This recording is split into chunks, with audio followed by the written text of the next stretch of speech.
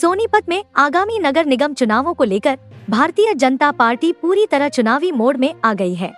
भाजपा कार्यालय सोनीपत में मेयर और पार्षद चुनावों की रणनीति को लेकर अहम बैठक आयोजित की गई, जिसकी अध्यक्षता कैबिनेट मंत्री कृष्ण लाल पंवार ने की।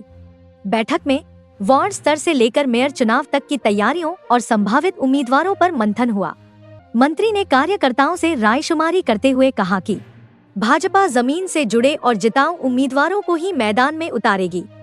प्रेस कॉन्फ्रेंस में मंत्री ने बताया कि उन्हें नगर निगम, नगर परिषद और नगर पालिका चुनावों का प्रभारी व संयोजक बनाया गया है।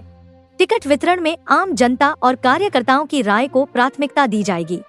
कृष्ण लाल पंवार ने दावा किया कि सोनीपत नगर निगम चुनाव में भाजपा मेयर और पार्षद जीत दर्ज करेंगे। उन्होंने कहा कि चुनाव की तारीख भले तय न हो, लेकिन भाजपा पूरी तरह तैयार है। यह हमारा संगठन का चुनाव है, यह नगर निगम नगर पालिका का चुनाव है। जैसे आपने हमारे राष्ट्रीय अध्यक्ष का चुनाव देखा था, इसमें हम सभी कार्यकर्ताओं का साथ सलाह मशवरा करते हैं। हमारी ड्यूटी लगी है, हम सबसे पहले कार्यकर्ताओं से पूछेंगे, आम जनमानस से पूछेंगे, क्योंकि प्रजातंत्र में हर एक व्यक्ति को चुनाव लड़ने का अधिकार है। और निश्चित तौर से आज भारतीय जनता पार्टी जिस प्रकार से बिहार के अंदर, अब महाराष्ट्र के अंदर day by day Bharatiya Janata party का ग्राफ बढ़ता जा रहा है, तो निश्चित तौर से मैं विश्वास दिलाता हूं कि जो सोनीपत का जो नगर निगम है उसका मेयर और सभी पार्षद भारतीय जनता पार्टी के हम सिंबल पर जो लड़ेंगे उससे हम चुनाव जीतेंगे। और पूरे प्रदेश में जो भी नगर निगम और नगर परिषद के चुनाव है, विपक्ष दूसरी पार्टी सामने टिक नहीं पाएगी, ये विश्वास दिलाते हैं। और हम ये भी विश्वास दिलाते हैं कि हम जो चुनाव लड़ाएंगे हम कार्यकर्ताओं के पूछ करके सभी से सलाह मशवरा से तभी जा कर के हम ऊपर रिपोर्ट देंगे। तो आज तो हम सभी कार्यकर्ताओं को आज मीटिंग लेंगे, उसके बाद इंडिविजुअल भी कोई साथी हम दोबारा से जो आज सैनी जी, हम हमारे प्रभारी जी बैठे नांदल साहब, हम सब अलग से बैठ कर के इंडिविजुअल भी कोई अपनी इच्छा जाहिर करें, मैं चुनाव लड़ना चाहता, हम सबको आमंत्रित करेंगे और सबकी हम चर्चा करेंगे कि कौन व्यक्ति चुनाव लड़ सकता है। तो ये आज कहने के लिए आपके बीच में आया। कब तक होने की संभावना है? इसके लिए अभी डेट तो घोषित नहीं, लेकिन हमारा काम तो शुरू आज से ही हो गया। तो हमारा काम तो आज से ही शुरू है, हम अपने काम में कोई रुकावट नहीं लाएंगे। बजट से क्या उम्मीदें लगाई जाती? इसलिए मैं पहले आपसे बोल दिया कि पहले भी पिछली बार भी आम जनता के सुझाव के 225 सुझाव एडमिट किए थे। जो जनता कहती है तो उनके सुझाव 275 सुझाव का एडमिट करना बहुत अचीवमेंट की बात है। अब की बात टोटल प्री बजट के अंदर टोटल नंबर मुझे अभी ध्यान नहीं, लेकिन माननीय मुख्यमंत्री ने हर वर्ग से सुझाव लिए हैं, तो उसमें वो भी मैं आपसे आज पूछ कर आज ही आपके फोन पर आपको बता दूँगा। मंत्री जी, केंद्र में जो बजट जारी हुआ है उसको लेकर विपक्ष कह रहा है कि कुछ नहीं मिला किसानों को, महिलाओं को, नहीं, विपक्ष है कहाँ? विपक्ष है कहाँ? खिलाड़ी के लिए हरियाणा प्रदेश हिंदुस्तान में पहली ऐसी सरकार है जो हमने खेल नीति बनाई है। कोई ओलंपिक में गोल्ड मेडल लेकर आएगा तो हम उसको 6 करोड़ की नगद राशि सम्मान के लिए देते हैं, क्लास 1 की नौकरी देते हैं। दूसरा स्थान प्राप्त करने वाले को 4 करोड़, तीसरा स्थान प्राप्त करने वाले को 2.5 करोड़। और हम एशियाड गेम है, नेशनल गेम है, सब के अलग अलग हमने राशि तय कर रखी है। तो स्पोर्ट्स में आज जब भी कोई ओलंपिक एशियाड है तो पूरे हिंदुस्तान की निगाहें हरियाणा पर होती है कि देश में कोई बेटा बेटी ही को गोल्ड आएगा तो हरियाणा प्रदेश के बच्चे होंगे। और मैं आपको एक उदाहरण देता हूँ, जब मैं राज्यसभा का सदस्य था, G20 हिंदुस्तान में आई थी, तो माननीय प्रधानमंत्री हर मंगलवार को जब सेशन अब चल रहा था, हर मंगलवार को लोकसभा राज्यसभा की ज्वाइंट मीटिंग 9:30 बजे बुलाते हैं। तो उन्होंने सभी सांसदों की ड्यूटी लगाई थी, खेल महाकुंभ के लिए सभी सांसद देश में जो भारतीय जनता पार्टी सांसद हैं वो खेल महाकुंभ करेंगे, फील्ड में खेल करवाएंगे। तो इसलिए तब उन्होंने एक बात कही थी कि आज देश का हर व्यक्ति आज क्रिकेट के साथ जुड़ा हुआ है। और मैं कह सकता हूँ प्रधानमंत्री की वर्ड है जो मैं कह रही हूँ, एक शब्द मेरी तरफ से नहीं है, आज प्रो कबड्डी उसमें आज हिंदुस्तान का हर व्यक्ति आज इंटरेस्ट लेता है। हमारे हरियाणा प्रदेश के पीछे 162 बच्चों में से 113 बच्चे हरियाणा प्रदेश के प्रो कबड्डी में थे।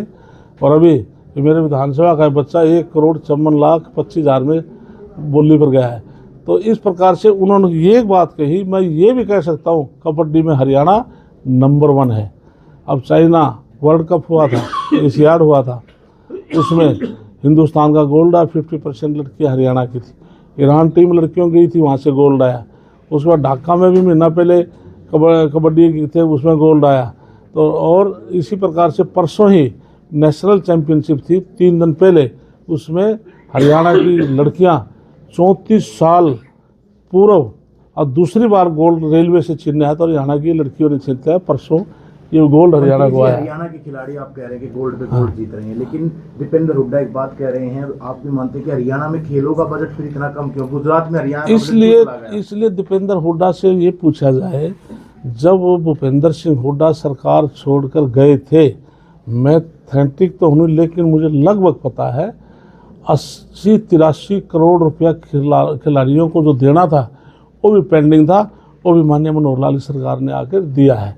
आज हम खिलाड़ियों को समय समय पर उनका जो प्राइस है उनको देते हैं। इसके अलावा आज हरियाणा में हमने 1500 नर्सरियाँ आज स्थापित की हैं अलग अलग गेमों की, क्योंकि मैं इंडिया का वाइस प्रेसिडेंट कबड्डी फेडरेशन का, हरियाणा प्रदेश अध्यक्ष और हरियाणा ओलंपिक संघ जिसके अंदर सारे गेम आते हैं उसका भी मैं जनरल सेक्रेटरी हूँ। हमने 1500 नर्सरियाँ अलग अलग गेमों की हरियाणा में दी हैं, 500 अब हम और देने जा रहे हैं। हुड्डा का एक आरोप रहता है कि वो हरियाणा पे बहुत भारी कर्ज जो है वो चढ़ रहा है, ऐसे इसलिए भूपेंद्र सिंह हुड्डा अपने कार्यकाल में बताए उसने क्या प्रदेश के लिए काम किया है। इसलिए भूपेंद्र सिंह हुड्डा सिवाय CLU के और क्या सरकार ने कोई काम किया है। लेकिन आज हरियाणा प्रदेश की सरकार ने, मैं तो कहता हूँ सबसे बड़ा काम जो किया है, बगैर पर्ची बगैर खर्ची के जो 1,80,000 नौकरियाँ दी है। कोई साबित कर दो किसी को कब चाय तक पियो, और हुड्डा के शासनकाल में 86,000 नौकरियां लगी थी और पर्ची और खर्ची से लगी थी। ये भी एक रिकॉर्ड की बात है। मंत्री जी, किसान एक बार फिर सड़कों पर दिखेंगे। जगदीश सिंह डल्लेवाल के नेतृत्व में किसान कन्याकुमारी से कश्मीर तक एक यात्रा कर रहे हैं और किसानों का आरोप ये है कि केंद्र सरकार ने लिखित में आश्वासन दिया था, ना MSP मिली, ना स्वामीनाथन रिपोर्ट लागू हुई, ना किसानों का कर्ज माफ होता, जो कि व्यापारियों का माफ होता है। इसलिए किसान हमारे अन्नदाता है। हरियाणा प्रदेश में, हिंदुस्तान में हरियाणा प्रदेश ऐसा प्रदेश है जो हमने 24 फसलें MSP बाद नायब सैनिक सरकार खरीद रही है। लेकिन मैं स्वामीनाथन आयोग की रिपोर्ट के बारे में कह सकता हूँ, आप पूरे देश में आज समय समय पर हमारे फसलों के भाव बढ़ाए जाते हैं। और 1947 में देश आज़ाद हुआ, अतीत में कितने मुख्य प्रधानमंत्री बने, क्या किसी प्रधानमंत्री ने सोची थी कि हमारे किसान भाइयों को किसान सम्मान निधि के हिसाब से पैसा दिया जाए? इसलिए शुरुआत हुई है और प्रधानमंत्री ने शुरुआत अच्छी की है। कोई भी सरकार भविष्य के अंदर भी इसको काट नहीं पाएगी। ये राशि बढ़ सकती है, ये घट नहीं सकती। मंत्री जी, टैरिफ को कहाँ देख रहे हैं आप? अमेरिका से टैरिफ घटाया 50% से 18% ले रहा है, लेकिन राहुल गांधी एक बात कह रहे हैं, अगर मोदी इतने शक्तिशाली थे प्रधानमंत्री हमारे, तो टैरिफ लगाई क्यों? इसलिए प्रधानमंत्री जी ने जब ओथ ली थी, उन्होंने उस टाइम एक बात की कि समय समय पर देश को चलाने के लिए टैक्स भी लगाए जाते हैं, टैक्स भी बढ़ाए जाते हैं, लेकिन उसके बाद इतनी भारी राहत समय समय पर प्रधानमंत्री ने दी है, आपके सामने है। क्योंकि जब टैक्स फ्री बजट और कितने सामानों पर छूट, तो आप इस बजट से अंदाज़ा लगा सकते हैं। तो इसलिए आम आदमी इस बजट से बहुत खुश है और मैं कहता हूँ जब उनका जो विज़न है वो निश्चित तौर से पूरा होगा और बहुत जल्दी, कोई साल 1.5 साल की बात है, मैं लंबा समय में नहीं कहता, हिंदुस्तान तीसरे स्थान पर आने वाला है। टैरिफ घटने से कितना फायदा होगा मंत्री जी को? इसके लिए जो आंकड़े हैं, मैं आंकड़ों के आधार पर आपसे पूरा ऑथेंटिक भी बाद में मैं आपसे दे सकता हूं, लेकिन अभी कोई मैं ऐसी कोई बात नहीं करता जिससे कोई बात अधूरी हो। लेकिन मैं ये कह सकता हूं कि विकास की गति है उसमें बहुत तेज़ी आएगी और चाहे पूरे केंद्र में और प्रदेश में दोनों सरकार और मिलकर के प्रदेशवासियों को भारतीय जनता पार्टी की सरकार है, भारतीय जनता पार्टी के बनेगी। मंत्री जी, नगर निगम के चुनाव है, क्या नए कार्यकर्ताओं को मौका मिलेगा या अदर पार्टियों को या पुराने कार्यकर्ताओं का सम्मान? ये चुनाव ऐसे चुनाव है, ये कोई हम जो चुनाव जीतने वाला कैंडिडेट होगा हम उसको चुनाव लड़ाएंगे।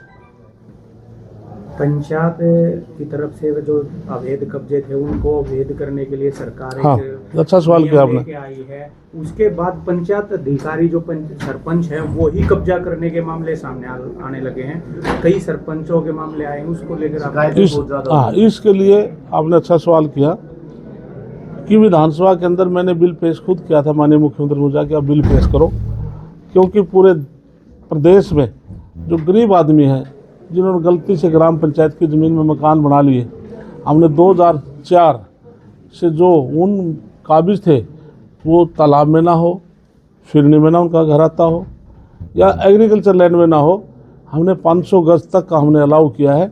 500 गज मैक्सिमम या जितना उसका कम मकान बना हुआ होगा हम उसको रिलीज़ करेंगे और उसको रास्ता भी देंगे। और 2004 का जो कलेक्ट्रेट है उस पर देंगे। और परसों हमारा 2 दिन पहले हमारे 31 तारीख को संत गुरुदास जी महाराज की जयंती थी, मैंने मांग पत्र में दिया है कि माननीय मुख्यमंत्री जी जो गरीब आदमी है 2004 का जो कलेक्ट्रेट उसमें देने में समर्थ है, इसमें कुछ विचार किया जाए तो सरकार इस पर भी विचार करेगी।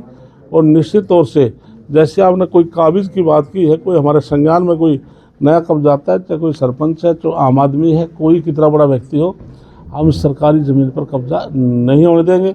बल्कि हमने जिस प्रकार से हमने 100 गज के प्लाट थे जो कब्जा उनको नहीं दिया गया था, हमने पूरा युद्ध स्तर पर हमने उन गरीब आदमियों को आज कब्जे छुटा करके उनको प्लाट दे रहे हैं। आज के पुर्जे भी सस्ते होंगे।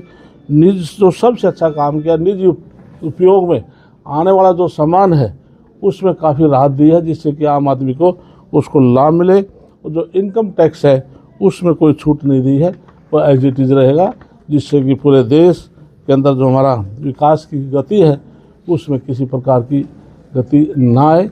और नायब सैनिक के नेतृत्व में हम प्रदेशवासियों को विश्वास दिलाते हैं कि जो बजट जो ये होगा हरियाणा के सभी के लिए अच्छा बजट होगा, जिसमें विकास अधिक से अधिक होगा। धन्यवाद। जगत महान न्यूज के लिए सोनीपत से तेजवीर सिंह की रिपोर्ट।